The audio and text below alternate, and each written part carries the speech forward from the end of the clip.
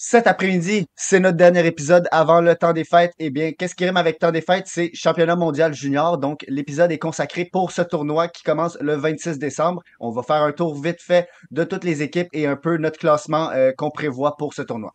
Bon épisode.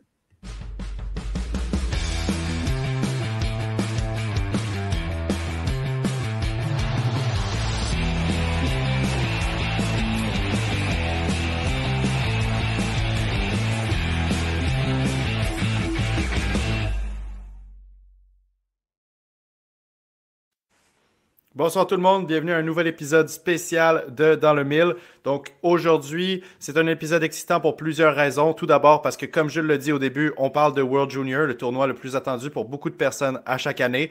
Et puis, tu sais, ça rime avec le temps des fêtes. C'est toujours un tournoi extrêmement plaisant. Et puis deuxièmement, parce que pour la première fois en 2 mois, si je me souviens bien, je suis Ça fait accompagné longtemps. de Jules. Ouais, fait que ça augure bien pour l'année 2025. Puis on est content de te retrouver. Jules, comment ça va? Ça va super bien. Ça veut juste dire bonne nouvelle que je suis back. Puis justement, comme tu l'as dit, le championnat mondial, c'est comme à chaque année, c'est un moment précieux dans l'année. Tu sais, c'est là où est-ce qu'on est proche de la famille et tout. C'est un moment où est-ce que la plupart du monde est heureux. Et le championnat mondial, ben, ça fait juste augmenter le niveau de bonheur chez les partisans de hockey comme nous. Donc, j'ai juste hâte que ça commence. Euh, fait que lançons-nous dans les sponsors, puis ensuite on peut. Ouais, exactement. Fait que, écoutez, pour tous vos besoins d'entraînement, que ce soit hors glace ou sur glace, perfoelite.com, une équipe de professionnels, que ce soit justement des entraînements qui soient plus mental ou bien plus dans le gym pour vos muscles, perfoelite.com. Et puis, comme d'habitude, on remercie eliteprospects.com, le site de statistiques gratuit le plus complet en ligne. Mais quand vous avez l'abonnement premium, c'est encore plus complet. Vous avez des comparaisons de joueurs, des game logs, donc tous les matchs que les joueurs ont joués, combien de points ils ont eu, combien de minutes. Et puis avec le code DLM30, vous avez 30% de rabais sur un abonnement annuel Elite Prospect. Donc eliteprospect.com, DLM30, 30% de rabais sur l'abonnement annuel. Donc écoute, Jules, rentrons. Je te laisse expliquer un peu comment est-ce qu'on va faire l'épisode. Puis on a un épisode chargé, fait qu'on va rentrer directement dans le sujet après ça. Ouais, ben en fait, qu'est-ce qu'on s'est dit, c'est que au final, le tournoi, au final, il y a un classement de 1 à 10. Donc oui, il y a le gagnant, mais il y a vraiment un classement jusqu'au 10e. Il y a un match de relégation. Donc le 10e à chaque année est relégué au championnat junior A, division A, désolé. Mhm. Et il y a une équipe qui gagne le championnat junior, division A, qui va monter l'année d'après. Donc, on va commencer avec l'équipe qui, selon nous, est la 10e au classement, celle qui va se faire reléguer, et on va remonter jusqu'à, selon nous, l'équipe qui va gagner le tournoi. Comme vous savez, il y a deux groupes, mais pour le classement, c'est pas important vraiment les groupes parce qu'au final, il y a un classement par ordre de numéro, donc c'est pas juste t'es premier dans le groupe A, premier dans le groupe B. Mais juste pour l'information, je pense que c'est pertinent de dire c'est quoi les équipes dans chaque groupe. Donc le groupe A, c'est Canada, États-Unis, Finlande, Lettonie et l'Allemagne. Et le groupe B, tu as la Suède, la Tchéquie, la Slovaquie, la Suisse et le Kazakhstan.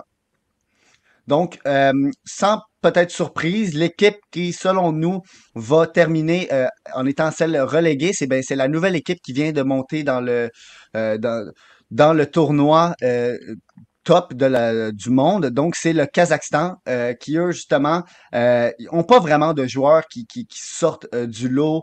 Ils n'ont aucun joueur qui a été repêché dans la Ligue nationale et ils n'ont aucun joueur qui est vraiment a un potentiel de l'être dans les 2 prochaines années, là. Quelque chose qui était intéressant que je pourrais dire, c'est que la plupart du temps, quand une équipe gagne le championnat Division A, l'année d'après, les joueurs qui avaient gagné le championnat, ben, en fait, ils sont plus là parce que c'était des gars de 19 ans. Donc, l'année d'après, l'équipe se ramasse avec complètement nouvelle équipe. Donc, c'est un peu comme l'équipe d'avant ont donné l'opportunité aux jeunes de se rendre, mais c'est pas du tout le même calibre. Par contre, cette année, c'est vraiment majoritairement des 19 ans qui sont avec le Kazakhstan. Donc, c'est la plupart des joueurs qui ont gagné le tournoi l'année passée. Donc ça, c'est intéressant à noter. Est-ce qu'ils vont avoir déjà une connexion et une envie de gagner pour peut-être surprendre un peu? On ne sait jamais. Je sais pas si tu as quelque chose d'autre à rajouter sur cette équipe-là. Je veux dire, c'est une nouvelle équipe. Euh, Ben, c'est ça. Comme tu as dit, écoutez, la façon dont on va marcher, on va présenter l'équipe en groupe, puis après ça, aller regarder s'il y a des joueurs qui sont intéressants, soit qui sont déjà repêchés, qui jouent déjà en HL, LNH, peu importe, ou bien des joueurs éligibles au repêchage. Puis avec le Kazakhstan, écoutez, ça va être intéressant de les voir jouer. On peut tout le temps avoir des énormes surprises là-dedans, mais réalistiquement, il n'y a pas de joueurs qui sont déjà qui ont des chances de faire la LNH, puis il n'y a pas de joueurs qui ont des chances de se faire repêcher au repêchage 2025. Donc, aller micro-analyser les joueurs, ce serait un peu compliqué. Après, on ne sait jamais. En arrivant au tournoi, est-ce qu'on pourrait avoir une belle surprise? On verra. On leur souhaite en tout cas.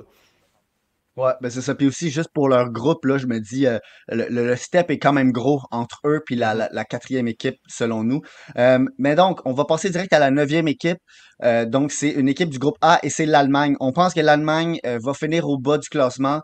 Même s'ils ont eu des bonnes années, là, on peut se rappeler des Reichels, Stutzle, Peterka, et même qu'ils avaient d'autres joueurs, le Munzenberger et Ouais. autres. Cette année, c'est un peu faible. Et je pense que vraiment le principal, là, c'est Panocha, un joueur qui avait joué pour les Saguenay l'année passée et que cette année, il a joué un peu en WHL avec les Prince Albert, ben avec Prince Albert. Et là, ils sont en USHL, donc ils se promènent beaucoup. Euh, ils se promènent beaucoup, mais donc c'est ça. Ouais, c'est ça. Puis pour l'Allemagne, écoutez, comme, pardon, comme tu l'as dit, c'est une équipe que, en tout cas, ça varie vraiment. Là. On a des QV où ils arrivent, puis là, l'Allemagne, on se dit, hey, ça pourrait être une équipe qui vient vraiment surprendre. Ils sont dans une bonne lancée, puis il y en a plusieurs. Mais cette année, c'est pas une de ces années-là, puis c'est pour ça qu'ils sont, tu sais, 9e. Là. D'habitude, on a l'habitude de le voir peut-être un peu plus haut. Il y a même des années où ils sont potentiellement en compétition avec Suisse, Slovaquie. Mais ce n'est pas une de ces années. Par contre, je voulais quand même mettre le focus sur Carlos Endel, un défenseur de 6 pieds 1 qui a joué au tournoi de début d'année, excuse-moi, Elinka, je pense, Ouais. justement, avec l'Allemagne, puis qui avait été assez impressionnant. Depuis le début de la saison à la GMQ, on le garde dans les noms pour comme les meilleurs défenseurs éligibles au repêchage de la GMQ. Pour le moment, il ne montre pas encore grand-chose. On a quand même une bonne production de points, donc 11 points en 23 matchs, mais moi, je trouve qu'il est sur le côté un peu plus safe, qui ne monte pas encore assez de flash pour justifier d'aller le prendre très haut, même s'il n'y a pas d'énormes lacunes dans son jeu.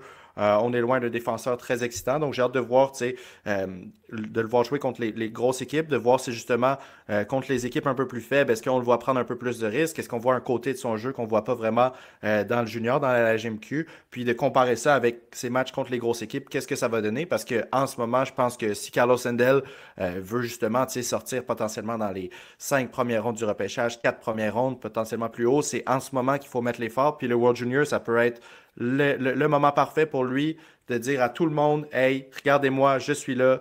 C'est pas parce que j'ai eu un début de saison un peu plus lent qu'il faut m'oublier. Fait que c'est maintenant ou jamais un peu pour Carlos Sendal, j'ai envie de dire, de relancer sa deuxième moitié de saison, puis prouver le défenseur qu'il est, puis montrer les mêmes flashs qu'il avait montré au Elinka au début de la saison. Donc j'ai hâte de voir ça.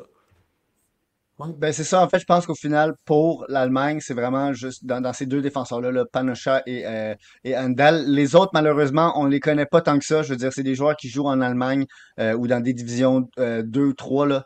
Donc, c'est un peu difficile pour nous de tant avoir une opinion. Puis sinon, à l'attaque, à part le joueur qui joue en LHMQ, Julius Sumpf, il y a pas grand-chose qu'on peut vraiment aller euh, vérifier là, directement.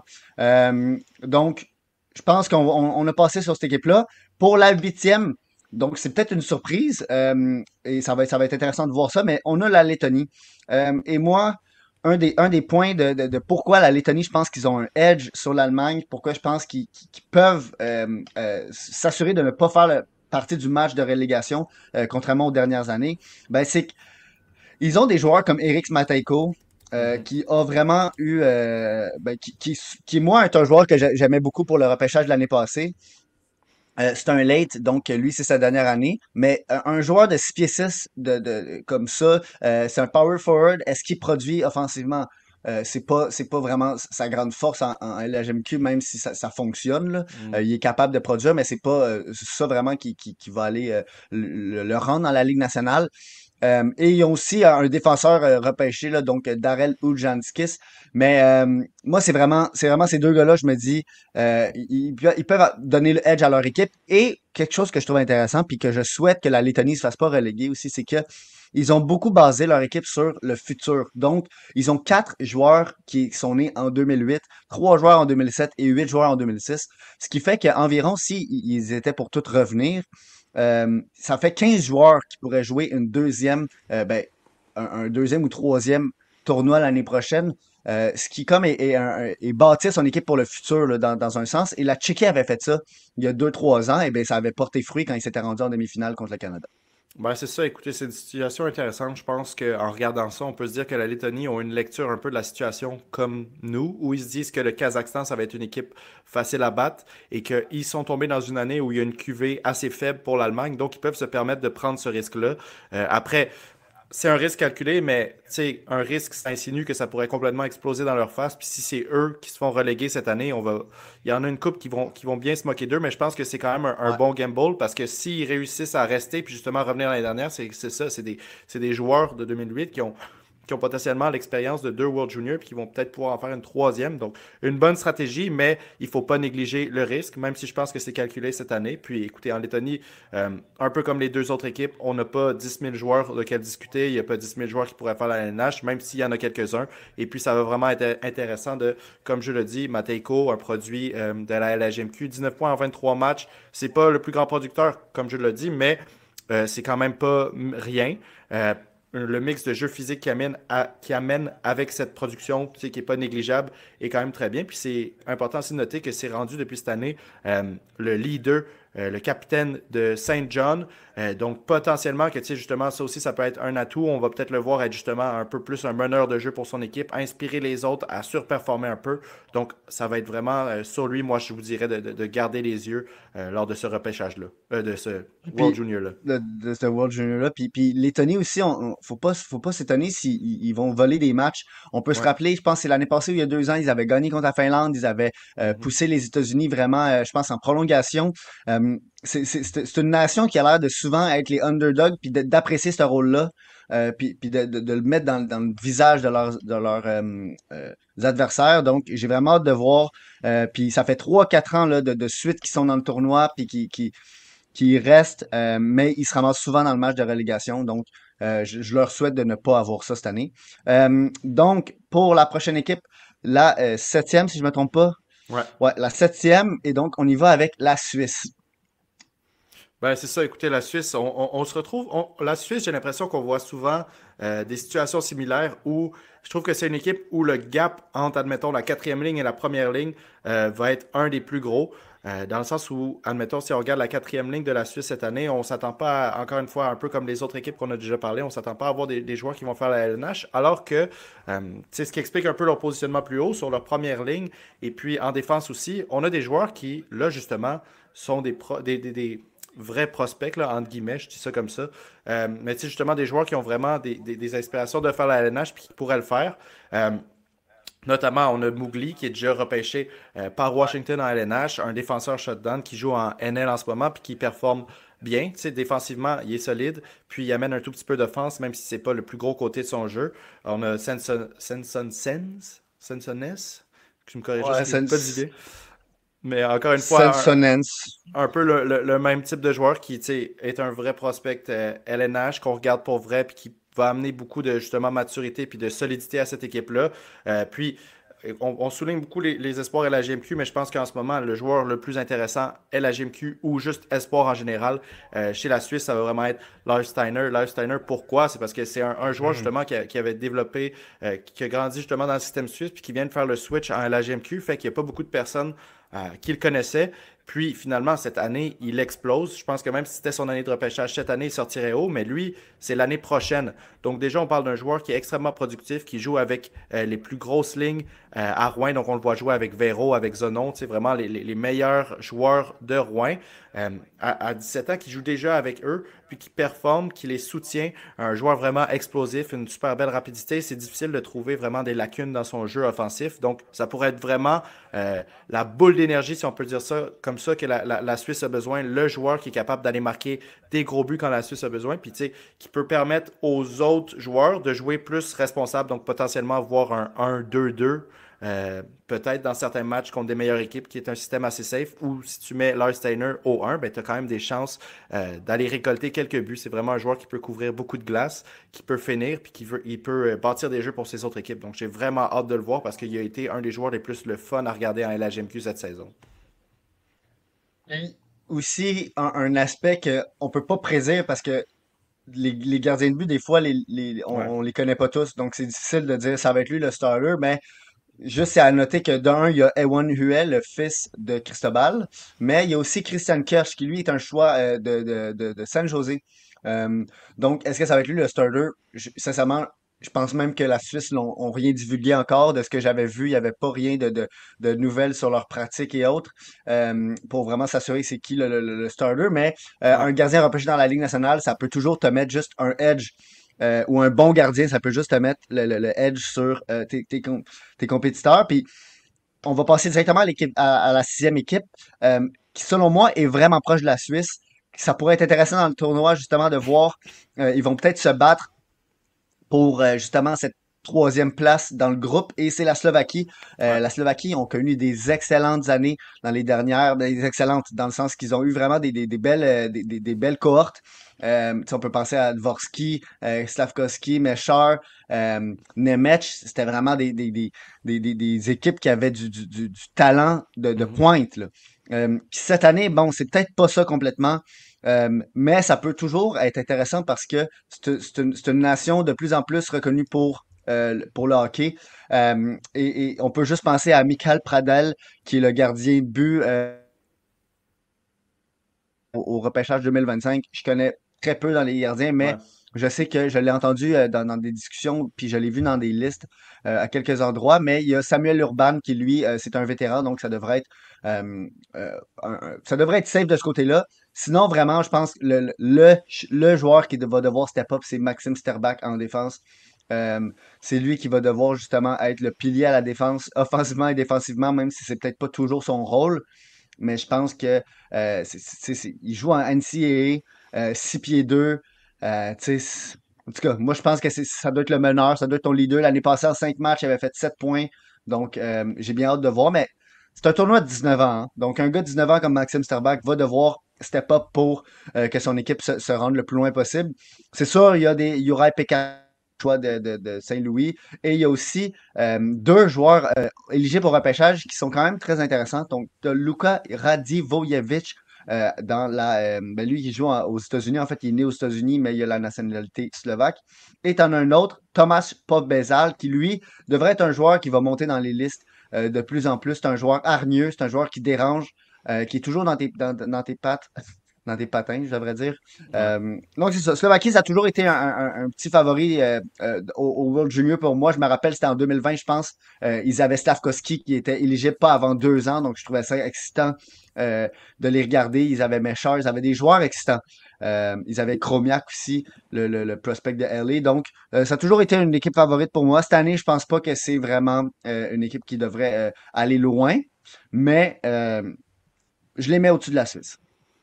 Ouais, puis comme tu dis, écoutez, je sais, on sort un peu du territoire des équipes en dessous où on n'a pas beaucoup de joueurs à regarder pour le repêchage cette année. C'est qu'au contraire, justement, la Slovaquie, c'est difficile de regarder leurs matchs. C'est quand on est dans une position ici, de regarder les matchs des jeunes là-bas.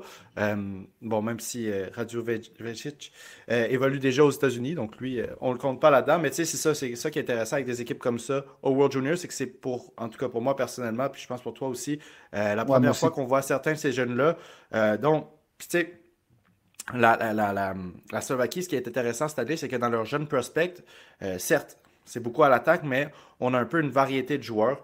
Donc, tu sais, je pense à c'est John Chovan que j'ai hâte de voir. Un attaquant de 6 pieds 3. Donc, tu sais, justement, ça vient vraiment compléter Radjovic, qui lui est plus sur les skills. Puis, c'est des joueurs que eux, justement, s'ils impressionnent beaucoup au tournoi, on pourrait beaucoup, beaucoup, beaucoup plus en entendre parler pour la deuxième moitié de la saison.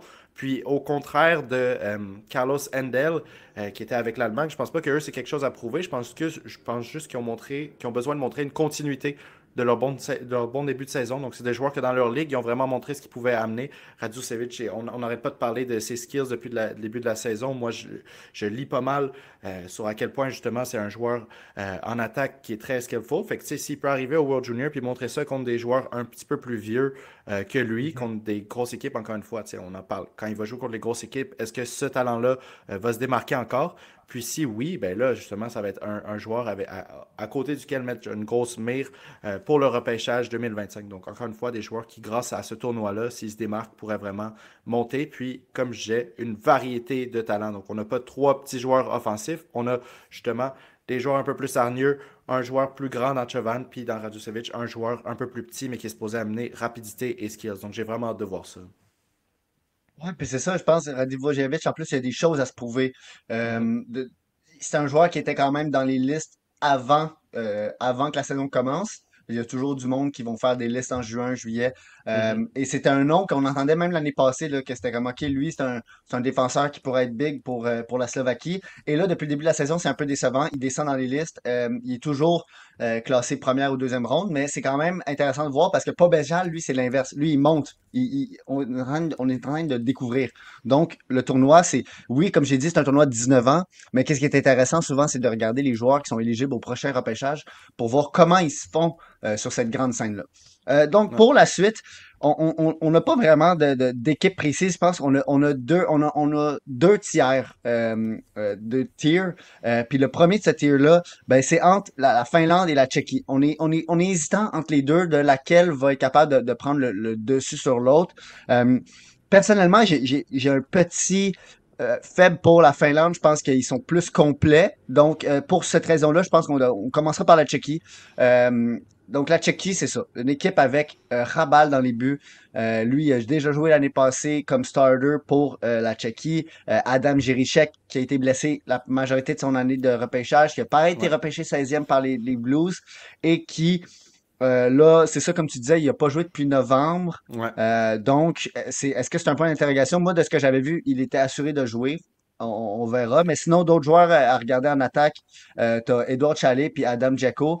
Et tu as aussi Jacob Dvorak à la défense. Ouais, c'est ça. Ben, écoutez, la Tchéquie, c'est encore une fois, c'est une équipe qui est vraiment, qui va vraiment dépendre un peu de leur, tu sais, justement, à quel point est-ce que c'est complet. Donc, on n'a pas nécessairement de joueurs stars qui pourraient voler la vedette, mais on a quand même une grande profondeur à chaque position. Donc, tu sais, quand on parle justement en attaque, tu parlais d'Edouard Salé. Edouard Salé a vraiment bien commencé en AHL. Quand on parle en défense, encore une fois, on n'a pas la star défensive qui peut voler le show, mais Adam Jiricek, quand il est en santé et en forme, c'est un défenseur assez solide qui peut t'amener un peu de l'offense et de la défense. Un peu ce qu'on voyait aussi dans son frère quand il était plus jeune, même si Adam a potentiellement un plus gros potentiel two-way, alors que son frère est plus axé sur l'offense. Et puis justement, avec des Jacob Dvorak aussi, des joueurs qui peuvent un petit peu être plus shutdown. Puis je voulais juste dire aussi, justement, rectifier mon erreur. Si vous avez écouté le segment justement sur la Slovaquie, c'est ça, j'ai parlé trop vite. Radosevic, je pense que j'ai dit que c'était un attaquant. Donc, juste corriger cette erreur-là. Après, tu l'as dit, puis je pense que justement, je l'avais mal dit. Donc, oui, pardonnez cette erreur-là. Mais oui, c'est ça, la Tchéquie, une équipe assez complète. Puis, tu sais, justement, quand on parle de la Tchéquie aussi, il faut qu'on parle de leur gardien de but, Arbal, que ça fait quelques années, je pense, l'année dernière, qui était à World Junior, qui a mis des bonnes performances. Donc, ce qui peut donner un énorme boost à une équipe qui n'a pas nécessairement justement ce star power comme la Suède, les Canada, les États-Unis. C'est vraiment un mur dans les buts. C'est ça qui peut créer beaucoup d'upsets. Donc, un joueur justement qui peut venir puis qu'une soirée où tu as besoin de lui, qui peut te mettre 40 arrêts. Puis je pense que la Tchéquie, dans Arbal, à ce niveau-là, ils ont ça. Puis, tu sais, Arbal, que ce soit lui, c'est dans la NCAA, il me semble qu'il Ouais, évolue. avec Euh, UMass. c'est ça, 9-17 de save percentage cette année dans une ligue avec des joueurs qui sont parfois plus vieux qu'au World Junior. Je pense qu'on peut s'attendre à une performance assez solide de lui. Puis justement, une continuité de l'année dernière. C'est pas comme si on s'attendait à ce qu'il fasse quelque chose qu'il n'a jamais fait. On s'attend à ce qu'il refasse quelque chose qu'il a déjà montré qu'il pouvait faire l'année dernière et qu'il continue de faire dans ses performances de club à l'université cette année. Ouais, puis tu sais, tu parles de NCAA qui est un très bon niveau de jeu, mais il y a aussi justement Jacob Dvorak qui joue en AHL avec le Règne Ouais. d'Ontario, puis tu as Edouard Chalet qui joue avec les Ton- Firebirds de Ouais. Coachella, Coachella, ouais. Firebirds de Coachella Valley. Puis Chalet, il a quand même 13 points en 22 matchs. Mhm. Est-ce que ça veut dire que ça va se transposer? Je veux dire, on regarde l'année passée, Mathieu Poitras, il avait joué dans la Ligue nationale, il est arrivé au World Junior, puis il était pas mal éteint. Donc, est-ce que ça veut dire que ça va se résulter en Ben, une production incroyable? Peut-être pas, mais c'est déjà ça à dire. si je peux quand même noter, tu sais, sur Edouard Salé, c'est qu'il y a quelque chose que justement on parle beaucoup dans les jeunes prospects, puis que j'avais parlé dans l'épisode avec Adi, c'est que c'est un joueur qui a l'avantage d'être quand même assez grand. Donc quand il arrive, écoute, c'est pas quelque chose sur lequel il va pouvoir compter pour le reste de sa carrière. Quand tu arrives en LNH, te beau être 6 pieds 2, 6 pieds 3, il faut que tu saches comment utiliser ta taille. Mais quand tu arrives à un tournoi comme le World Junior, si tu as la taille puis un bon physique, puis tu es habitué justement à jouer contre des joueurs AHL qui, eux, sont plus robustes, ben, je pense que tu peux quand même utiliser ça à ton avantage. Puis, tu sais, il y a des joueurs dans ce tournoi-là, surtout dans les plus petites équipes, qui vont pas être habitués à jouer contre un joueur Non. dominant offensif, puis gros comme ça. C'est quelque chose qui est un peu plus rare pour ces joueurs-là, donc qui va être un peu plus difficile à défendre pour les autres équipes. Donc, ça me surprendrait pas de voir une bonne production de Edward Ouais. Chalet au World Junior. Surtout que justement, c'est un joueur, c'est sa dernière année où il peut le faire, donc c'est vraiment son time to shine, là. Il va tout donner pour gagner. Puis il est bien entouré aussi dans le sens Mhm. que il y a Peter Sekera qui pourrait être son centre. Tu sais, il y a assez de joueurs pour que le premier ou deuxième trio de la Tchéquie soit rempli de gars avec du talent. Donc, il va pas se retrouver tout seul sur la glace, comme, mettons, Marco Rossi l'était Ouais, quand il jouait pour l'Autriche. Puis aussi, Chalet, c'est ça. Tu te dis c'est sa dernière édition, mais c'est sa troisième aussi. Donc, ouais. tu sais, il y en a là, du vécu, là. Il le connaît, il va pas être impressionné par rien. Puis la Tchéquie, ben c'est ça. Même si malgré le fait qu'on dit qu'ils sont peut-être égalité avec Finlande pour la quatrième et cinquième équipe, Mhm. euh, la Tchéquie se ramasserait quand même, selon notre classement, les deuxièmes de leur groupe. Donc, ça leur ramènerait à jouer contre le troisième du groupe A. Donc, est-ce que ça peut les propulser en demi-finale, en finale? Tu sais, c'est intéressant de voir que la Tchéquie pourrait aller plus loin, vraiment, juste comme tu l'as dit. Si Rabal sort en quart de finale euh, et bloque tout, ben, la Tchéquie passe en Ouais. demi-finale. Donc, c'est une équipe qui pourrait vraiment être comme un sleeper, là, comme on l'appelle. Puis Chalet, je Ouais. pense qu'il fait grandement partie de ça. Donc, vas-y, Finlande, qui serait techniquement notre quatrième équipe, là. Il y a quand même beaucoup, beaucoup de joueurs à parler là-dedans. Ouais, ben c'est ça. Finlande, c'est qu'il y a beaucoup de noms qui sont déjà repêchés. On parle des Sébastien Aho, des Kostas Elenius, des Keskinen. Donc, tu sais, là, j'en ai dit trois, mais il y en a pas mal plus dans l'équipe. Puis, je dirais que leur point fort, c'est un peu la même chose que la Tchéquie. D'où est-ce que on a dit que c'était deux équipes qui étaient potentiellement interchangeables. Mais je pense ce qui les différencie vraiment, c'est la qualité de ces joueurs-là. C'est vraiment. La Tchéquie va avoir une équipe assez complète, mais ils vont beaucoup dépendre de justement Edouard Chalet, aussi sa troisième année. Alors que la Finlande vont beaucoup dépendre de Costa Elenius, qui est déjà passé par là puis qui va être sur la première ligne. Mais je trouve que le support à ce top joueur-là est meilleur avec à droite Emile Hemming, qui est déjà passé par là aussi. Et puis que Emile Hemming n'a pas été choisi le plus haut l'année dernière parce que c'est pas le joueur le plus complet. Mais quand tu le mets sur une ligne où tout ce qu'il y a à faire, c'est compléter, puis justement utiliser ses atouts qui sont très solides comme son tir, ben c'est vraiment le joueur qui est mis dans une position idéale. Je pense que Emile Hemming a bien utilisé. On l'a vu l'année dernière. Ça marche très bien. Puis, c'est pas une équipe aussi où il y a des énormes lacunes. Donc, dans le sens, quand on regarde les joueurs qui sont déjà repêchés, c'est pas comme si on manquait de taille, admettons. Tu sais, leur première équipe, leur première ligne, oui, tu as Elenius qui est un petit peu plus petit, mais Hemming a de la taille. Puis, l'autre bord, tu as Alunen qui peut amener justement ce jeu physique-là. Donc, c'est une équipe comme la Tchéquie avec pas mal de joueurs repêchés, plus que la Tchéquie encore. Puis qui en plus, ces joueurs-là viennent vraiment bien se compléter, je trouve. Donc, on va en parler avec les équipes plus hautes aussi, là, mais tu sais, là, ce qui est difficile à prédire avec le World Junior, c'est à quel point est-ce que ces joueurs-là vont bien cliquer ensemble. Sauf que la Finlande, ces joueurs-là ont déjà joué ensemble. Il y en a beaucoup qui étaient là au tournoi l'année dernière, donc je pense que ça va être un peu une continuité de ce qu'on a vu l'année dernière. Puis, c'est vraiment une équipe qui vont pouvoir dépendre puis donner beaucoup de minutes à leur première ligne où ces trois top joueurs puis tes trois top joueurs qui, justement, ce qu'on aime chez Elenius, c'est qu'il est complet partout. C'est pas un joueur qui peut juste jouer un certain style de jeu. Puis c'est des joueurs qui peuvent jouer aussi. Hemming, Elenius, c'est des joueurs qui peuvent jouer beaucoup, beaucoup, beaucoup de minutes. Puis, tu sais, j'ai dit aussi en défense, il y avait des joueurs repêchés. On a des Kie Arvou qui peut amener ce petit côté offensif-là. On a j'ai dit Sébastien Soigny, pardon. Vous récupérez mon erreur, mais justement, il y a des joueurs qui, un peu comme les mêmes points à l'attaque, peuvent amener différents styles de défense. On a des défenseurs plus offensifs, on a des défenseurs plus défensifs. Donc, une équipe vraiment complète avec des joueurs, justement, qui ont de l'expérience à des camps LNH. On a le style du draft Aaron Kiviariou, Hein? Selon lui. donc selon lui, donc c'est le meilleur pour juger ça.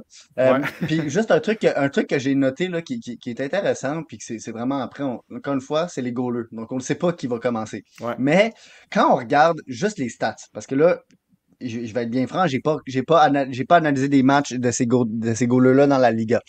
Euh, il y a Noah Valley qui lui était un goaler l'année passée avec la Finlande. Il y a Kim Saarinen qui lui est un joueur qui a été repêché par Seattle. Mais ces deux gars-là, ne vont pas très bien en ce moment dans la Liga.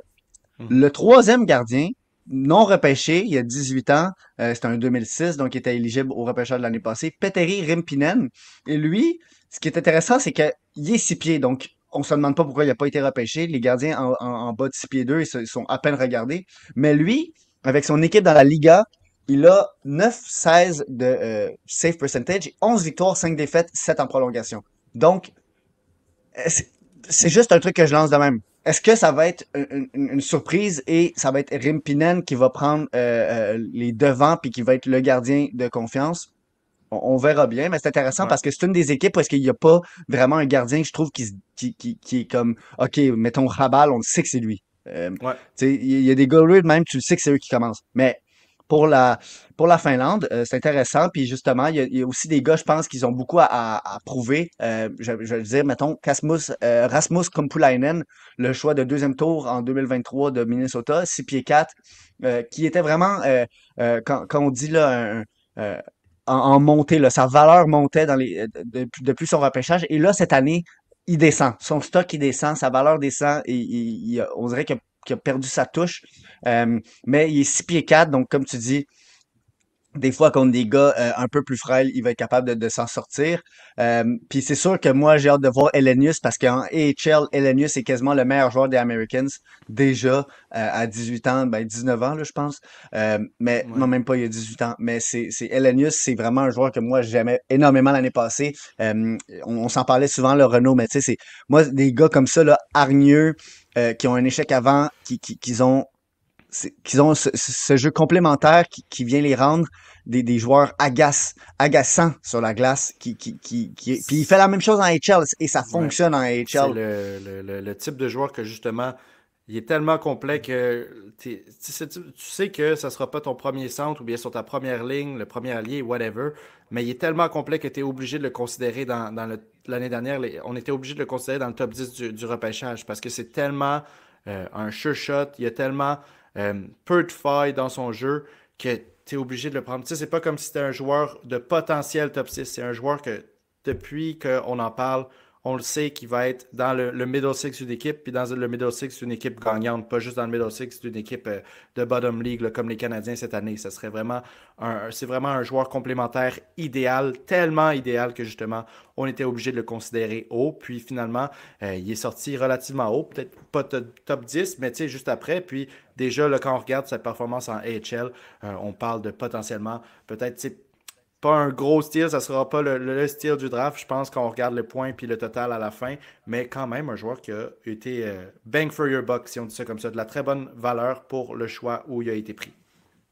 Ouais, c'est ça. En tout cas, moi, c'est un joueur que j'aime. Je trouve qu'il y a tout pour ça dans la Ligue nationale. Et si on fait juste un peu plus parler de lui, là, quand on regarde les prospects de Buffalo, quand on regarde leur pipeline, ils n'ont pas vraiment de joueurs avec le talent et le caractère de Elenius. Ce qui était peut-être pourquoi ils ont échangé un Savoie, parce qu'ils Ouais, avaient des gars comme Isaac Rosen. Tu sais, ils avaient des gars qui pouvaient se ressembler, mais Elenius est comme un peu à part, il est comme un peu tout ouais, seul dans sa catégorie, et donc c'est pour ça que je me dis, ce gars-là s'en va pas de Buffalo à moins d'une grande erreur ou d'un grand ouais. trade, là. Et il va s'amasser dans la Ligue nationale. Et comme je l'ai dit, en HL, ça fonctionne toujours la manière qu'il joue, parce que l'année passée, en Liga, ça fonctionnait. Ça continue avec les hommes en HL. Je vois pas pourquoi ça marcherait pas avec les ados au World Junior. Puis, Donc, c'est pour ouais, ça puis que moi, je trouve que la Finlande est intéressante. je pense que ça fait un ultra bon lien avec l'autre équipe d'après, tu sais, on va expliquer le contexte un peu, mais tu sais, pourquoi est-ce que ça fait un super bon lien? Parce qu'il y a un de ses teammates, justement, à Rochester avec les Americans, qui joue pour l'équipe de Suède, que nous, on a mis numéro 3, qui est Anton Wahlberg. Puis, tu sais, pour encore plus mettre du crédit à Elenius, Anton Wahlberg, on s'attend à un défenseur, excuse-moi, à un attaquant qui est un peu plus solide du côté défensif, mais que le côté offensif va prendre un petit peu plus de travail avec les pros.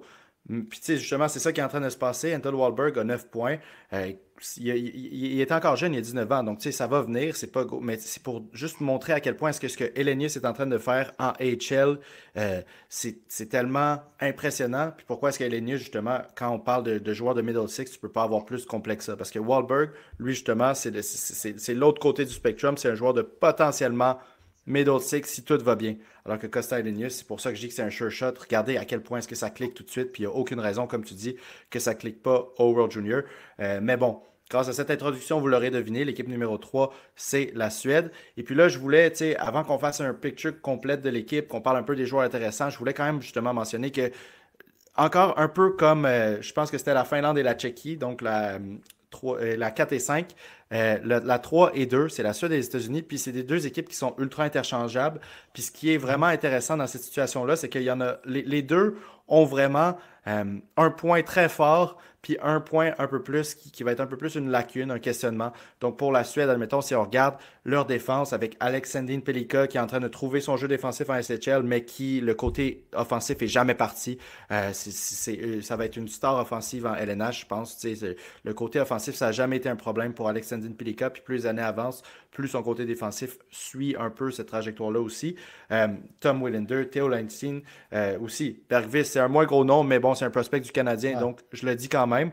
Mais bref, tout ça pour dire que la Suède ont une défense qui va être extrêmement difficile à passer, qui est supportée par des joueurs justement comme des Edstrom, comme des Wahlberg que j'ai nommés, qui sont des attaquants, mais qui supportent très, très, très bien la défense et qui, justement, quand on parle d'un Wahlberg, c'est pas son premier World Junior, c'est pas un joueur qui manque d'expérience, qui joue contre des pros déjà. Donc, défensivement, ça va être très, très difficile de marquer des buts contre la Suède. Et puis, quand on parle des États-Unis, pourquoi est-ce que c'est autant difficile de classer ces deux équipes-là? C'est parce que les États-Unis, c'est au niveau de l'attaque. Tu sais, c'est comme l'opposé de la Suède. Eux, leur lacune va plus être défensive. On a des Yves Bouillon, des Cole Hudson en défense. Donc, tu sais, des défenseurs qui vont amener beaucoup d'offense, mais qui vont être un petit peu plus potentiellement faciles à passer. Mais quand on regarde l'attaque des États-Unis, c'est incroyable. On a des Trevor Colony, des Iserman, des James Higgins, Ryan Leonard, Oliver Moore, tellement, Gabe Perreault, tellement de gros noms offensifs.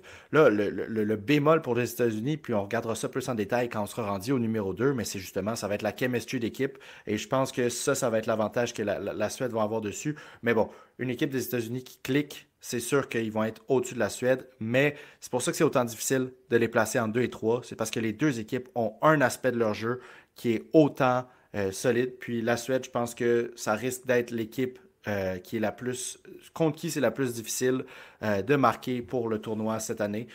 Mais à cause du potentiel offensif des deux équipes avant, on les a mis numéro 3, mais j'arrête pas de le dire, là, mais c'est interchangeable. La Suède qui finit numéro 2 ou bien même potentiellement numéro 1, ce serait pas un shocker, admettons. Là. Ça pourrait vraiment, c'est réaliste comme scénario. Ouais, c'est ça. Les deux sont pas dans le même groupe. Moi, je pense que Suède vont être les grands gagnants de Ouais. leur groupe. Ça m'étonnerait que la Suède perde un match. Je pense que ça serait une déception si la Suède perdait un point de leurs 4 matchs. Dans le sens que même s'ils se rendent en prolongation, je pense que c'est une déception pour l'équipe. Je Ouais. pense que le talent qu'ils ont, la profondeur, puis comme tu l'as dit, Willander, Sandin, Pellikka, Lindstein, là, ces gars-là, ils Ouais. pourraient être sur la glace. Au moins un des trois pourrait être sur la glace en tout temps pour 45 minutes du match. Donc, Ouais.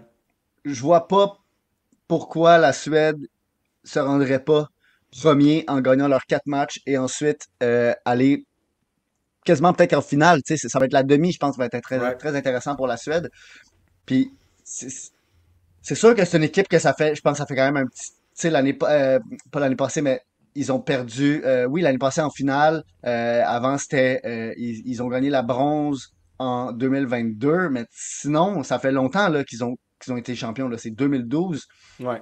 Ils ont eu l'argent la dernière fois en 2018. Donc, c'est un pays qui a le talent à chaque année pour se rendre, mais qui se rendent pas. Et tu as parlé de Bergvist.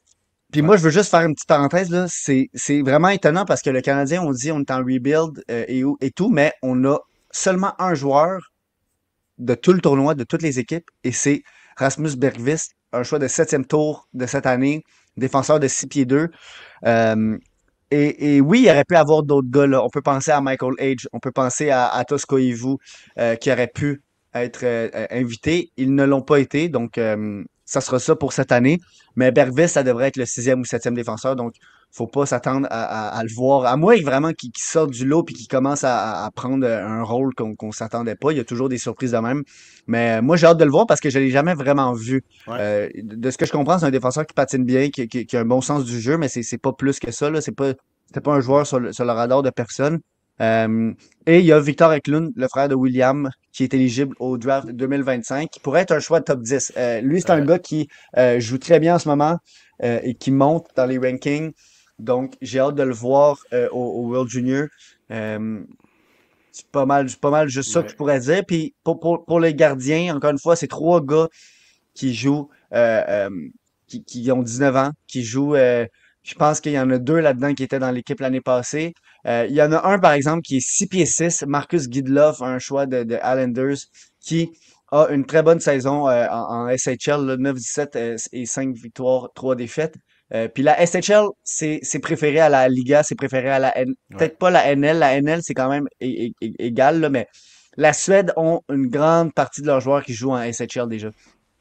Et ouais. même, ils ont Unger Sorum et Wahlberg qui jouent en AHL. Donc, juste pour ça, c'est de la maturité. C'est des gars qui arrivent avec comment dire, tu sais, une expérience, un bagage de plus que beaucoup. Tu sais, même que les Américains et les Canadiens, là, dans le sens que les Américains et Canadiens, la plupart sont euh, dans le junior. Donc, ils n'ont pas l'expérience de jouer contre des hommes. Donc, la Suède peut avoir le edge là. Mais, comme tu l'as dit, selon nous, les États-Unis, c'est la deuxième équipe. Euh, Trey Augustine, selon moi, bon, ça a toujours été le petit chouchou du développement américain depuis tout le temps, là. Il a toujours été au-dessus de Fowler. Et Fowler ne peut pas y être parce que c'est un late. Donc, il y a déjà 20 ans.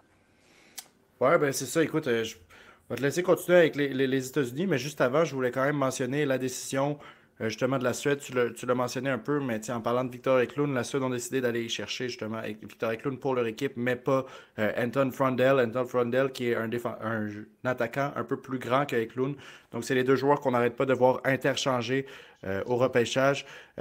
Déjà, la décision peut être expliquée par le fait que Frondell est plus, il est plus grand, il est plus conservateur. On pense qu'il y a ce upside offensif-là. On le voit de faire des super beaux jeux, vraiment bien placer des passes, mais pour le moment, cette année, le côté offensif clique pas vraiment. Puis quand on regarde l'équipe de la Suède, justement, on parlait de Wahlberg tantôt, Stenberg. Wahlberg, notamment, qui, oui, ça marche bien avec les pros, 9 points en 20 quelques matchs, c'est correct, mais c'est pas ton dynamo offensif. Donc, si tu prends Frondell, tu as un jeune qui rentre un peu dans les mêmes problèmes que les autres attaquants ont potentiellement. Donc, la Suède décide d'aller chercher Victor Eklund. Puis Victor Eklund, il est plus petit que son frère, mais tellement d'énergie, couvre tellement de glace. Moi, plus la saison avance, vu que c'est un prospect assez haut, d'habitude, les joueurs suédois, c'est pas les joueurs que je regarde le plus. Il y a des joueurs qui vont être éligibles au repêchage cette année que je vais même pas avoir regardé un match complet. Mais Eklund, dès que j'ai regardé la première fois que j'ai regardé un premier match de lui au complet, il m'a tellement attiré l'attention que je suis allé en regarder d'autres. Puis c'est un joueur qui amène tellement d'énergie, qui couvre tellement de glace, qui a une extrêmement belle vision. Donc, encore une fois, j'ai tellement hâte de le voir au tournoi. Puis je pense que ça pourrait être un joueur qui surprend par à quel point est-ce qu'il sort haut. Dû à sa versatilité, puis qui amène quelque chose. Tu sais, là, en ce moment, il est vraiment dans une opportunité en or pour lui parce que oui, comme n'importe quel autre joueur éligible au repêchage, c'est le moment de vraiment montrer ses skills. Mais en plus, il est dans une équipe suédoise qui va manquer cette petite touche offensive, qui va manquer ce joueur-là qui est capable d'aller leur marquer des gros buts. Donc, si Victor Eklund arrive puis rentre là-dedans, fait la même chose qu'il fait justement en Suède en ce moment, dans sa ligue, écoutez, on peut parler d'un joueur là, que tu disais c'est un joueur qui est potentiellement top 10. Bon, le top 5 est assez stack, mais qui se rapprocherait énormément dans la liste du top 5. Là, Victor Eklund, si le reste de la saison se passe comme le début de la saison, c'est pas un joueur que je serais choqué de voir 5, 6, 7e dans ces eaux-là. Fait que, écoute, tu avais commencé à parler de Trey Augustine puis les gardiens de but des États-Unis. Fait que je te laisse continuer sur les États-Unis, là, sur ta lancée. Les États-Unis, ce que je voulais dire aussi, c'est qu'ils ont quatre joueurs qui sont pas repêchés dans la Ligue nationale. Il y a Sam Hillebrand, un des gardiens de but. Je pense pas qu'il Mhm. va avoir énormément d'action ce tournoi-ci. Mais sinon, Blake Fiddler, Logan Hensler et James Higgins. Trois gars qui vont être repêchés cette année en 2025. Donc là, on vient de passer tu sais, Canada, États-Unis à chaque année, c'est ça, là. C'est rempli de joueurs repêchés. Et les joueurs qui sont pas repêchés, ben, c'est des joueurs qui vont l'être la plupart du temps, là. Je pense que défensivement, entre Fiddler et Hensler, j'ai plus hâte de voir Hensler. Je pense qu'Hensler peut faire son cas pour être un top 10. Est-ce que ça va être le deuxième défenseur repêché? Pour l'instant, je pense que oui. Je l'avais bien aimé.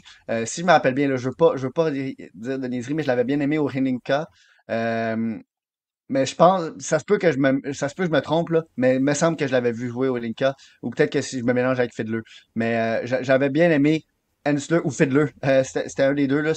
On dirait que dans ma tête, je pense que c'est plus Fiddler là, en le disant, mais ben, parce que c'est un gars qui joue en fait en WHL. Puis ça m'a surpris énormément que les États-Unis draftent un gars, ben, pas draft, mais prennent un gars qui a été euh, qui va Ouais. jouer au Canada. Tu sais, souvent le Canada va se nommer les joueurs qui jouent à l'extérieur, puis l'inverse aussi là, pour les États-Unis.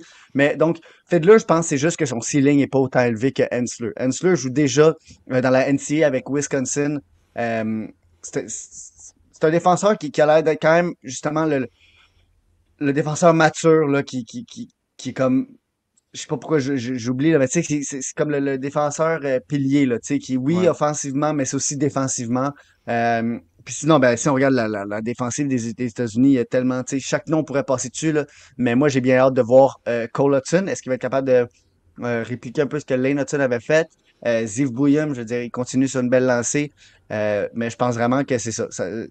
J'aimerais vraiment ça qu'Hensler ait un gros rôle dans cette équipe-là parce que euh, il y a beaucoup à prouver, en fait, parce que en ce moment, à part Schaefer, dans le top 10 du draft, il n'y a pas grand nombre de défenseurs, à part Hensler puis peut-être Jackson Smith, Ouais.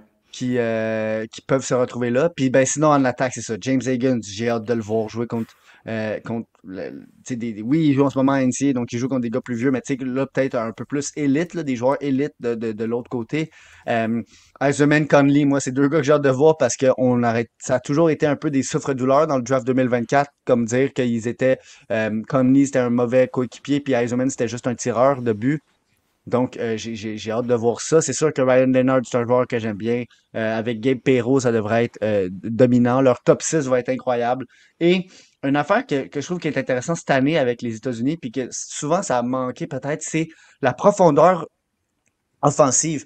On peut penser juste à un Teddy Stega, Danny Nelson, Oliver Moore, qui sont des gars qui, selon moi, peut-être Oliver Moore, c'est lui qui aura le plus d'opportunités sur le top 6, mais c'est des gars qui pourraient apporter du secondary scoring, tu sais, troisième, quatrième ligne, qui amènent du scoring. On Ouais. sait que Teddy Stega et Moore sont vraiment focusés là-dessus. Moore, il patine extrêmement vite, donc c'est ça. Moi, j'aime bien la profondeur.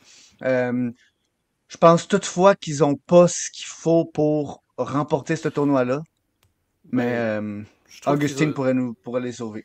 Absolument. Puis je trouve que c'est juste qu'ils ont trop de joueurs qui vont essayer de remplir le même rôle. Tu sais, c'est drôle parce que quand on parle de Ziv Bouillon, souvent l'année dernière, ce que j'entendais, ce qui faisait que les gens étaient autant hauts sur lui, c'est qu'ils disaient Hey, c'est un Lane Hudson, mais qui fait 6 pieds quelques. OK, fait que là, t'as Ziv Bouillon, t'as Cole Hudson, les deux. Tu peux pas avoir deux joueurs, deux défenseurs qui sont autant axés sur l'offense que ça. En attaque, tu pourrais avoir le même problème potentiellement. Tu sais, Cole Iserman, un excellent scorer. Trevor Connolly, un excellent scorer, mais tu peux pas avoir juste des scorers dans ton équipe. Il faut des joueurs qui acceptent de prendre un rôle secondaire. Sauf que souvent, je trouvais que les États-Unis, tu sais, justement, l'année dernière, ils avaient décidé de pas inviter Iserman à cause de ce problème-là.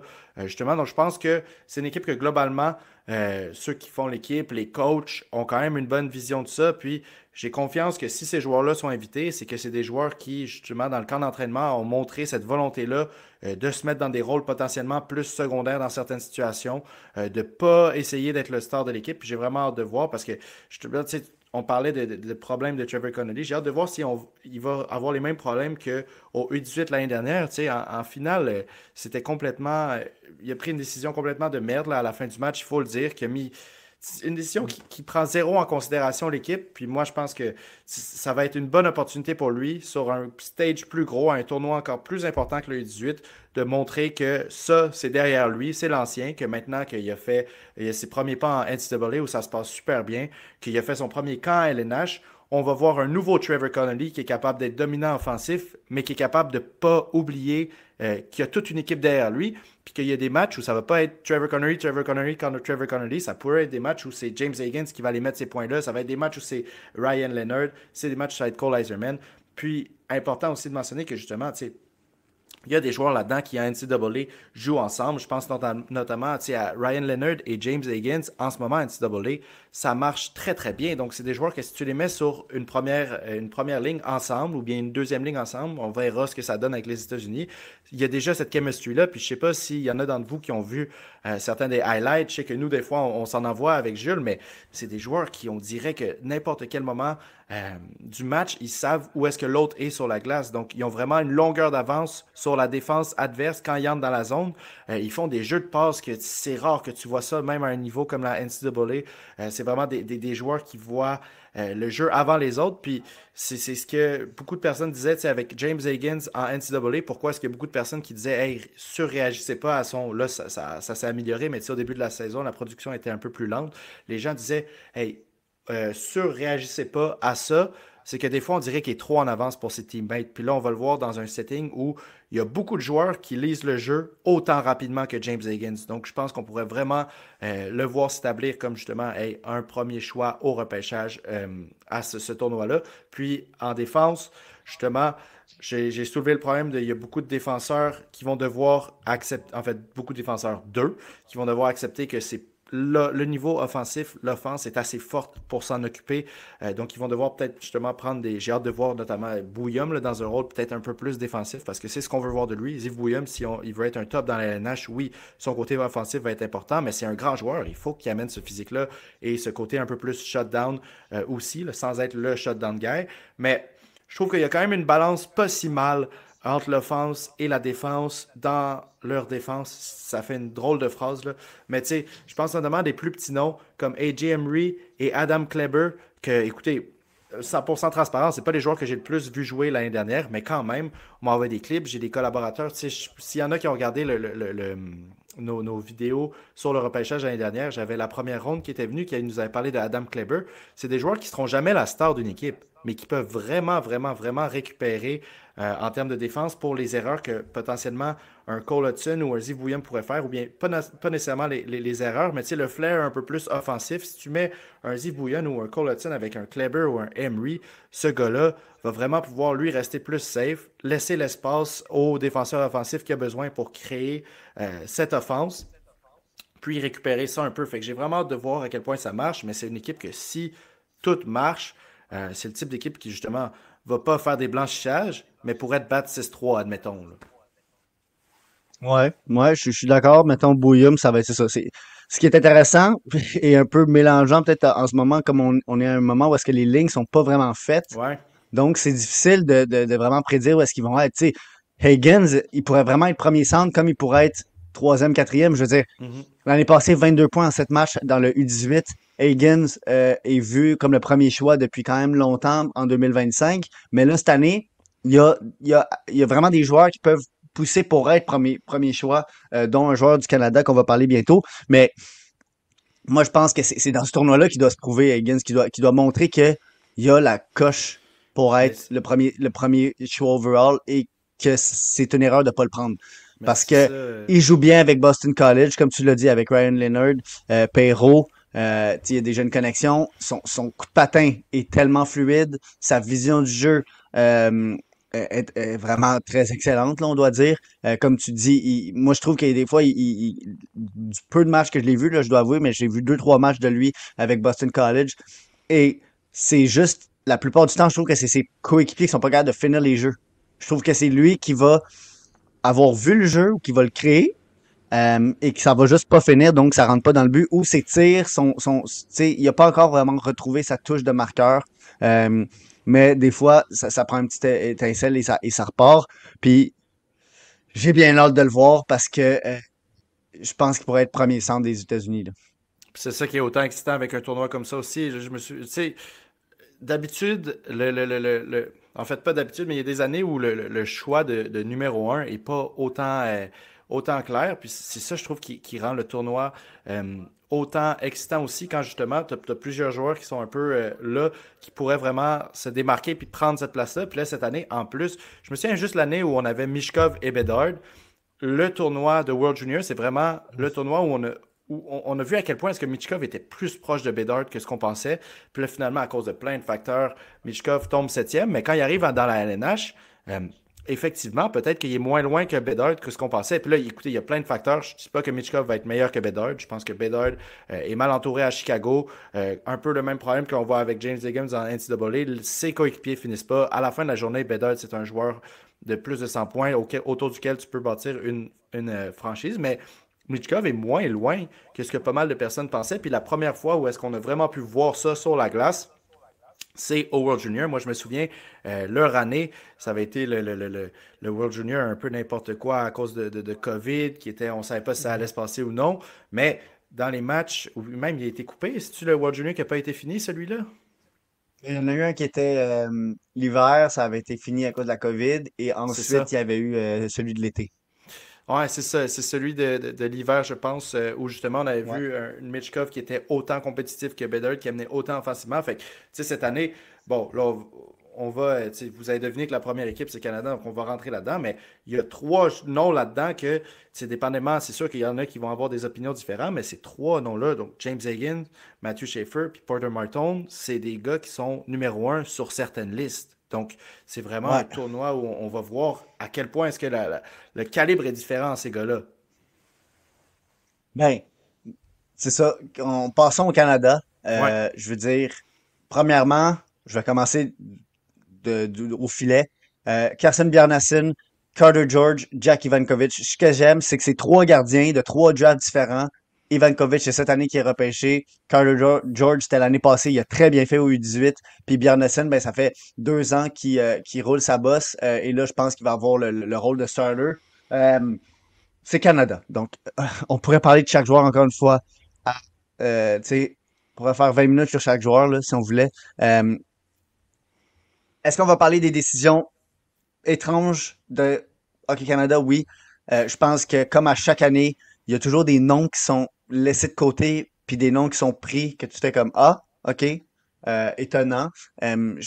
Moi, mettons, je vais penser juste à Michael Missa puis Beckett Seneca. Je veux dire, Michael Missa, c'est le meilleur pointeur et scoreur de la Ligue de l'Ontario, qui est techniquement, ben pas techniquement, mais qui est supposément la meilleure ligue du Canada, et tu l'invites Mhm. pas. Je trouve que c'est très étrange. Il est même pas invité au camp. Je trouve Ouais. que c'est très étrange. Beckett Seneca, il rentre, il va, finalement, il est invité à cause d'une blessure d'un joueur, arrive au match contre le U-Sports, domine, et il est pas pris. Euh, et et là, je vais dire, moi, je l'aime, Cole Baudouin. Je l'aime, c'est un gars que, même, on s'en parlait l'année passée, moi, je pense qu'il y a un plus gros plafond que certaines personnes voient en lui. Moi, je pense que c'est middle six et qu'il y a un cas pour être top 6. Mais je peux pas défendre Michael Missa ou Beckett Seneca derrière Cole Baudouin. Je pense que c'est juste des points qui ont. En tout cas, là, je veux parler juste des joueurs pas invités là, avant de rentrer Ouais, dans ouais, ceux ouais, qui ont ouais, été ouais. invités, mais je trouve ça très, très, très étrange. Mhm. Tu sais, c'est juste, on parle de Zane Parek aussi, là. Je veux dire, c'est des top joueurs du Ouais. junior au Canada, puis ils sont pas invités.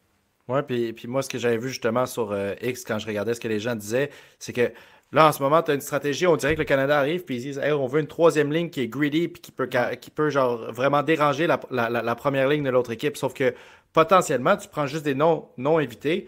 Puis tu sais, même des joueurs que je suis moins fan, dont Andrew Christos, tu peux pas dénier la Mm. performance qu'il met dans sa ligue en ce moment. C'est des numéros historiques. Il y en a tellement là, de joueurs que c'est comme ça que tu mets ça sur une troisième ligne, jusqu'à des équipes contre, comme tu sais, la Finlande, ils vont dominer leur première ligne de cette équipe-là. Là. Tu sais, tu fais une ligne Seneca, Misa et puis Crystals ou bien un autre des noms, cette ligne-là va être meilleure que la première ligne de beaucoup, beaucoup des équipes de ce tournoi-là. Fait que, tu sais, c'est ça qui est surprenant, c'est que oui, sure, tu veux de la grid sur ta 3 4 ligne parce que traditionnellement dans le hockey, c'est comme ça que tu builds une équipe.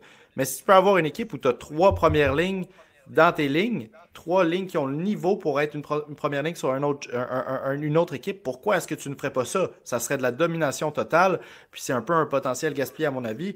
Surtout quand tu as des joueurs, comme Jules, tu l'as dit, Beckett Seneca, quand il est arrivé au camp, il s'est prouvé les 2 dernières semaines où il a joué dans sa ligue, ou quand on pensait pas qu'il allait être au camp, il a prouvé, il a surperformé encore plus. Il a tout fait pour montrer si c'est un joueur qui avait envie d'être là. On regarde les interviews. Puis c'est même pas comme si c'était un problème. Dans le sens comme les États-Unis, ah, si Zane Parek avait été américain, peut-être qu'il l'invite pas parce qu'ils ont déjà ce upside-là offensif en défense. quand tu regardes le Canada, oui, sure, Oliver Bunk amène un petit peu d'offense. Molendyk, c'est un bon défenseur offensif. Schaefer peut amener cette offense. Mais ils n'ont pas de défenseur purement offensif. Donc, est-ce que ça a vraiment ruiné toute la stratégie de l'équipe d'en avoir un? Puis, c'est vraiment la qualité des joueurs qui sont laissés de côté. Tu sais, à la limite, si on avait des Seneca, des Riley Hyde qui étaient dans l'équipe, on Riley pourrait Height, comprendre. ouais, ça j'allais dire. Oui, Riley Height, TJ Ginla, Matthew Wood, c'est ça. Greentree, tu sais, Hage, je veux dire, Barlow, Barlow, moi j'aurais pensé que Barlow était là parce que c'est un 19 ans et parce Ouais. que Barlow est un joueur qui peut jouer sur un bottom six. Et Mais avoir ce rôle-là, cette responsabilité-là, fait que ça m'étonne énormément. Yakemchuk, moi je l'aime bien. Je l'aime bien, là, Yakemchuk. Il a 19 ans, c'est son année, sa dernière année pour jouer dans l'équipe Canada. Il est pas invité. ouais. En tout cas, c'est Ouais, puis vraiment, ce qui est surprenant, c'est que tu sais, à la limite, il y a beaucoup de ces joueurs-là que tu peux dire, OK, au moins, tu sais, ils ont une bonne saison cette année. Peut-être que nous, on aurait fait un choix différent, mais il y a des choix dans l'équipe euh, en défense et en attaque que moi, il me faut un peu gratter ma tête, là, si on traduit l'expression en anglais. non, Si hein, on complètement. pense à un Tanner Howe. Moi, l'année dernière, le Tanner Howe, je ne sais pas si dans les épisodes que j'ai fait plus longs sur le repêchage, j'en ai parlé, mais c'est un joueur que j'aimais beaucoup. Je trouve que c'est un excellent joueur de support. Euh, Certes, c'est pas un joueur pour qui je vais prôner d'aller le prendre dans le top 20, dans le top 10. Je sais que c'est pas le meilleur joueur, mais tu sais, fin de première ronde, début de deuxième ronde, moi, c'est un joueur que j'aimais bien, que je plaçais là. C'est un joueur que je vois qu'est-ce qu'il peut amener à une équipe. Qu'à Regina, quand les gens le critiquaient, je disais oui, mais moi, je pense que son jeu se transfère bien du centre à l'aile, qu'on pourrait le voir partout, que c'est un très bon joueur de support. Mais quand on regarde les numéros qu'il a mis cette année, 7 points en 10 matchs avec Regina, 9 points en 6 matchs, c'est mieux depuis qu'il s'est fait transférer à Calgary. Mais quand on compare ça avec juste les numéros des 2 dernières semaines de Seneca, quand on compare ça avec les numéros de Hyde cette saison ou l'année dernière, Crystal en WHL, il y a il n'y a rien qui justifie d'aller prendre un joueur comme ça à la place d'un des joueurs qui a été laissé de côté. Fait que, tu sais, au moins avec Cole Baudouin, tu peux dire, ouais, il rentre pile dans ce que Team Canada voulait. Bon, je suis pas d'accord avec la décision, mais au moins, il y a cet aspect-là. Mais Ouais. Tanner Howe, je comprends aucunement. Puis en défense, il y en a d'autres. Bon, il y a des défenseurs que je connais un peu moins, fait que je peux moins faire autant un argument que Tanner Howe. Mais tu sais, même en étant un fan de Tanner Howe, ce gars-là est 5 pieds 11, support offensif. Tu as des joueurs qui sont laissés de côté, qui sont plus grands dans le cas de Seneca, ou bien qui sont de la même grandeur, puis qui sont pas juste des supports offensifs, qui sont des dynamos offensifs, qui t'amènent. Tu sais, Riley Height, là, je comprends pas. Comment est-ce que tu peux prendre Ouais. Tanner Howe à la place de Riley Height, qui est justement, tu sais, pas. Au moins, un Crystal, tu pourrais lui critiquer, tu dis, hey, il triche, tu sais, les mêmes critiques qu'il y a eu depuis les 2 dernières années, puis que nous aussi, tu sais, c'était une raison pourquoi est-ce qu'il n'était pas dans notre top 10 dans cette année-là, qu'il n'était pas dans notre top 16 cette année-là. Je pense qu'on a fait le mock draft. On a souvent parlé des problèmes qu'on avait avec Andrew Crystal, mais tu as d'autres joueurs qui sont laissés de côté, comme Riley Hyde, qui n'ont pas ces problèmes-là, qui performent autant bien, qui performent mieux que Tanner Howe, qui sont laissés de côté. Je comprends absolument pas cette décision-là, honnêtement. Et puis regarde, moi je vais en nommer un autre, là. Je vais dire un de mes préférés. Denver Barkey est un joueur fait pour être sur un bottom six d'une équipe avec du talent comme ça. Denver Barkey peut produire, peut agacer l'autre équipe. C'est des joueurs que je trouve qui fait tellement dans le moule. Et c'était quoi le gros point à la fin du World Junior 2024 pour le Canada? Qui ont perdu en quart de finale, je me rappelle. Mhm. C'était que le Canada était pas assez muni offensivement, il était pas assez rempli. Il avait essayé de trop faire comme cette année, une espèce de line-up parfait là, en se disant ok, on est parti pour une saison de 82 matchs, on a besoin de notre grit, on a besoin. Alors que en réalité là, dans le World Junior, c'est 7 matchs si tu le gagnes ou si tu vas jusqu'à la fin là. Puis en 7 matchs, tu as juste besoin que tes meilleurs gars se pointent. Puis je comprends qu'il t'en veut défensivement, mais à un moment donné là, genre tu regardes juste une équipe Team Canada B là, puis je pense qu'elle peut rivaliser avec la Team Canada A en ce moment. Puis je suis vraiment content qu'il y ait des gars comme Martin, McKenna, je pense que c'est indiscutable qu'il soit pas invité. Tu sais, mettons, McKenna, c'était sûr qu'il avait sa place. Puis là, il était sur la première ligne à l'aile, donc j'ai vraiment hâte de voir. Mais, tu sais, Matthew Schaefer, c'est cool, mais je veux dire, il y a des gars qui sont pas invités, tu sais, Easton Cowan est bien. Ethan Gauthier, je veux dire, c'est le fun parce qu'il est québécois, mais est-ce qu'on peut vraiment, tu sais, est-ce qu'on Mais peut vraiment se dire comme, au moins, Ethan Gauthier, c'est que c'est un c'est un gars de top allié qui bottom peut amener six. un côté offensif, tu sais, qui pourrait jouer sur un Ouais, ballon offensif. Moi, c'est plus ce qui me frappe, je complètement. sais, Tanner Howe, je l'ai dit, mais Luca Ouais, Tanner Pinelli, Howe, il est ouais. 5 pieds 9. quand on projette les lignes là, de Team Canada, Luca Pinelli, c'est un joueur qui va se retrouver sur la 3 ou 4e ligne, 5 pieds 9, qui produit moins bien que genre, tu sais, même pour vous montrer à quel point il y en a, là, qui produit moins bien qu'un autre joueur, Grayson Sachin, qu'on parlait, pas pour le repêchage 2024, mais pour le repêchage 2023, qui est 6 pieds, qui amène justement ce rôle-là, qui a déjà gagné, qui est déjà allé à la Memorial Cup en remplissant exactement ce rôle-là dont Team Canada ont besoin, en amenant un apport offensif plus grand, qui produit mieux, puis qui lui se fait laisser de côté, alors que Luca Pinelli est là. Encore une fois, Luca Pinelli, un super bon joueur qui produit bien cette année, mais compare ça à Missa, compare ça à Sachin, compare ça à Denver Barkey, je comprends pas. C'est vraiment ça, c'est de l'incompréhension. Là. Je comprends pas cette décision-là. Non, Pourquoi tu voudrais un gars de ouais. 5 pieds 9 qui produit moins bien que d'autres joueurs sur ta 4e ligne? Ce n'est pas logique. Puis qu'est-ce qui me fait rire, c'est que le coach, après, il a commenté comme quoi il regardait pas les dates de naissance. Parce que souvent, on se dit, OK, ils vont favoriser les gars de 19 ans, de 18 ans, mais là, clairement, ils ont pas regardé parce que Yakemchuk a une place sur ce line-up-là. Je peux pas, genre, juste avant, comme toi, t'as dit, je les connais pas toutes parfaitement, là. Je veux dire, Sauer Migno, je l'ai vu Ouais. peut-être une ou deux fois, mais c'était en cross, là, dans le sens que j'ai pas regardé Sauer Migno, j'ai regardé un autre joueur, puis il jouait. Donc, tu sais, j'ai pu prendre des petites notes mentales sur lui, mais dans le sens, je regarde le line-up. Andrew Gibson, c'est un parfait bottom six. Tu sais, comme Emery, là, un peu, là. Le gars shutdown, il frappe, il fait mal. Tu Ouais. sais. Puis ça, je peux comprendre. Une chance que Sam Dickinson a été pris parce que sinon, tu regardes ça, tu fais Yakemchuk, pareil, qui sont pas là. Comme tu dis, c'est des gars qui, offensivement, mais il y a aussi Yakemchuk, le côté tu sais, rudesse qui peut amener.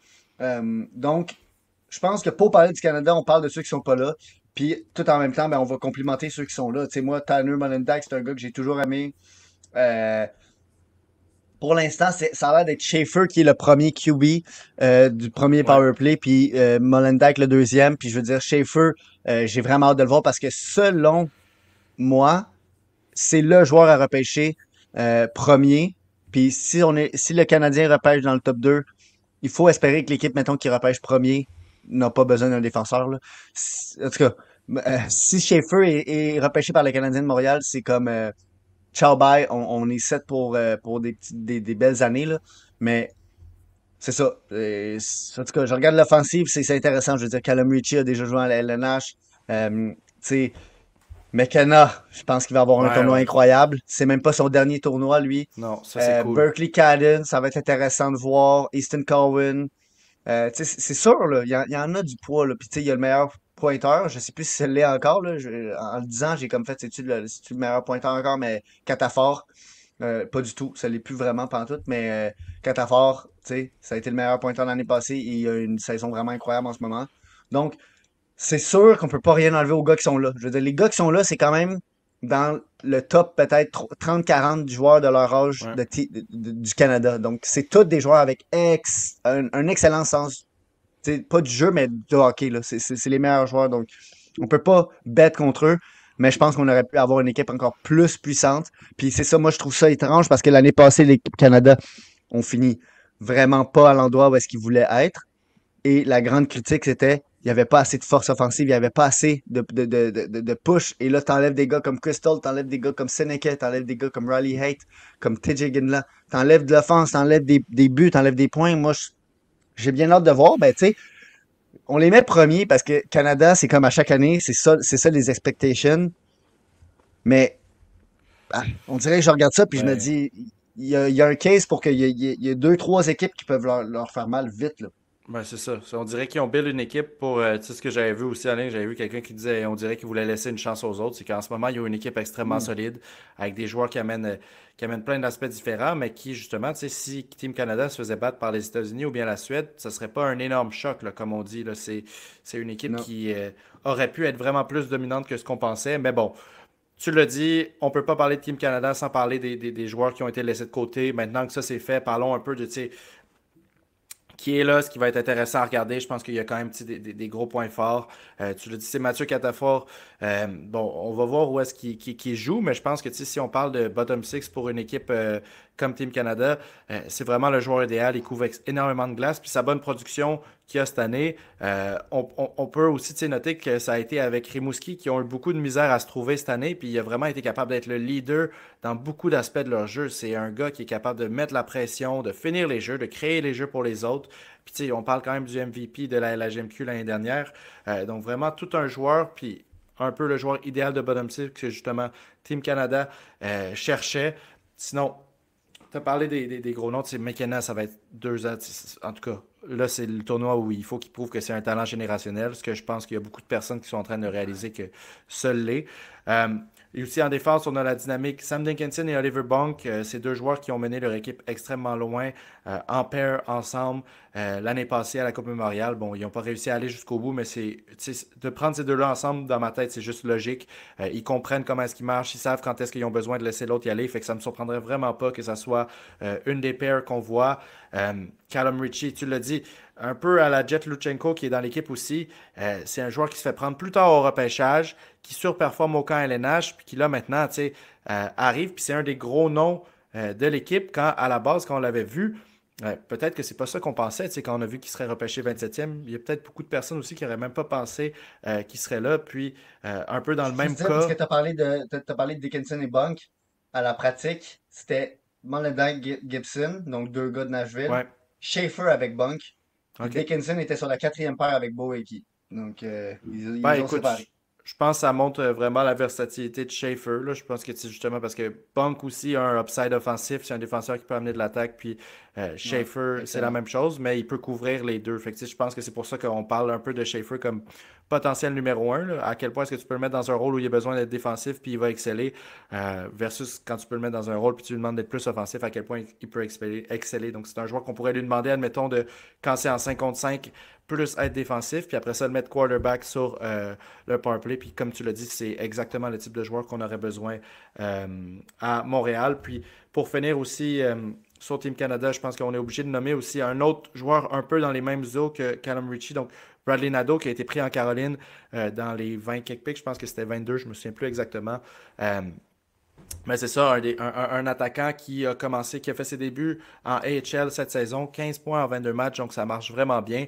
Et puis, un peu à la Edouard Salé, je vois pas de raison pourquoi est-ce que justement cette production-là se transférait pas au World Junior. Puis, je m'attends à un des meilleurs pointeurs du tournoi en Bradley Nadeau, puis un peu justement un vétéran dans cette équipe-là qui va pouvoir montrer vraiment l'exemple aux autres. Puis un gars qui justement, il n'y a pas beaucoup de gars dans cette équipe-là à cause de la règle CHL, AHL de 20 ans qui ont, en fait, je pense qu'il n'y en a aucun autre qui joue en AHL, à moins que je me trompe, mais c'est ça, c'est que Team Canada, c'est ça, c'est le seul qui va avoir cette c'est le expérience seul. pro-là. Fait que, c'est comme quand on voit des joueurs comme Brent Clark retourner en junior. Oui, il y a l'aspect qu'il domine sur la glace, mais c'est aussi justement pour être un leader dans l'équipe. Puis Bradley Nadeau, c'est un gars qui est entouré, qui joue, qui performe bien avec des gars dans la HL, et des gars de 28, 29, 30, whatever, là, des gars vraiment plus vieux.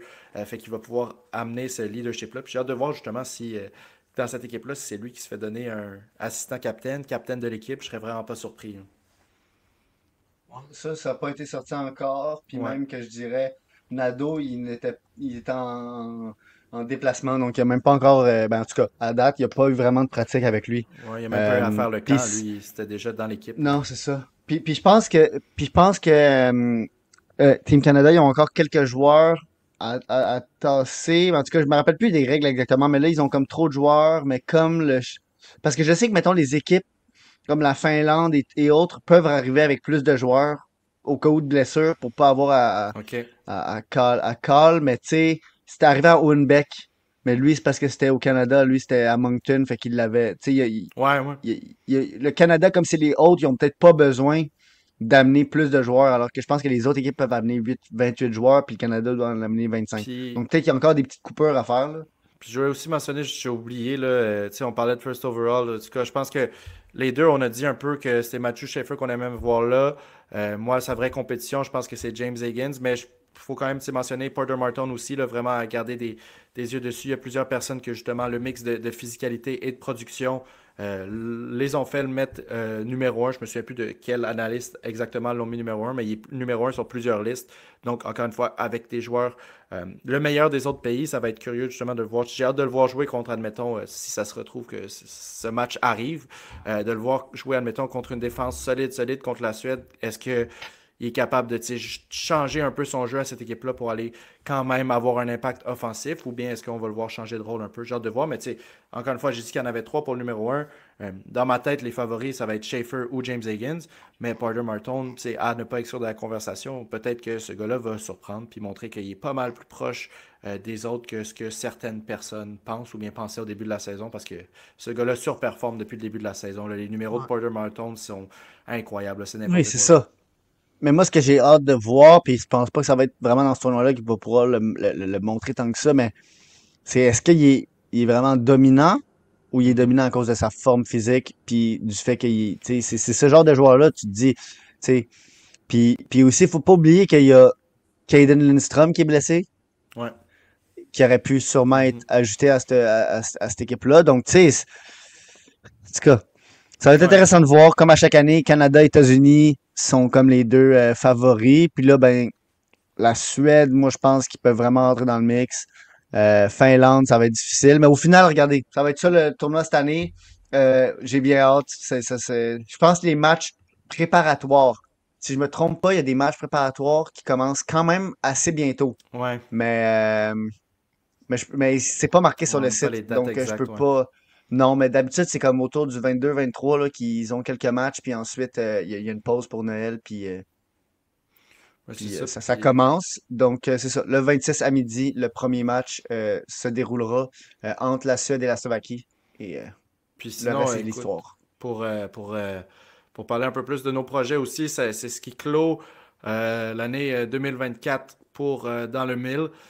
Écoutez, hein, une année avec beaucoup de changements, beaucoup d'épisodes. Puis, comme vous avez vu aussi, le lien va être dans la bio comme d'habitude. On a notre chaîne de Dans le Mille. Vous avez déjà un bon nombre d'analyses de prospects pour le repêchage 2025 sur la chaîne. Je pense 7 qu'on totalise en ce moment.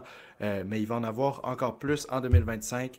On reprend les podcasts, les mardis soirs. Là, ça a été un peu plus irrégulier à cause de choses qui sont hors de notre contrôle. C'est la vie qui a fait que ça soit comme ça. Mais les épisodes n'ont pas été les plus réguliers depuis le début de la saison 3 de Dans le Mille. Mais là, en 2025, on reprend ça vraiment. On va parler de la LNH. Tu sais, tantôt, tu parlais de Buffalo. Ça peut être un sujet intéressant d'épisode. Il y a tellement de choses que on n'a pas parlé. C'est ça qui est l'avantage d'avoir pris un peu plus de période entre les épisodes. Donc, attendez-vous à une année 2025 chargée pour Dans le Mille.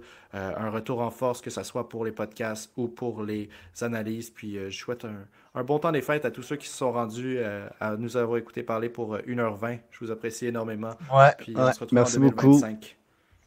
Ben, c'est ça, comme tu dis aussi, on va souhaiter une année avec de la régularité. Exactement. Surtout de mon côté, on va espérer. On va On, espérer. on croise les doigts. Merci à tout le monde Ouais. d'avoir écouté, là.